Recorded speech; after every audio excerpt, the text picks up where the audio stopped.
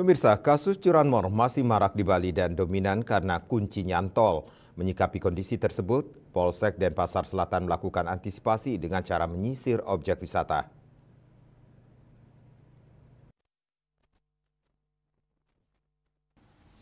Pada Kamis 1 Agustus 2024, polisi melakukan kegiatan rutin yang ditingkatkan KRYD di kawasan wisata Pantai Karangsanur. Kapolsek Denpasar Selatan Kompol Herson Juanda menjelaskan, kunjungan wisatawan cukup ramai di pantai tersebut didominasi oleh wisatawan lokal.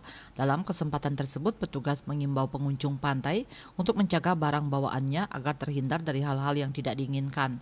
Polisi juga memantau kantong-kantong parkir guna mencegah terjadinya aksi curanmor yang marak terjadi disebabkan kunci nyantol. Menurut Kompol Herson Juanda, KRYD yang dilaksanakan anggota kepolisian merupakan kegiatan rutin yang digelar guna mencegah aksi kriminalitas khususnya di kawasan wisata. Apalagi Sanur merupakan salah satu tujuan objek wisata. Ditambahkan apabila ada permasalahan masyarakat bisa melaporkan ke Babin Kamtibmas atau call center 110.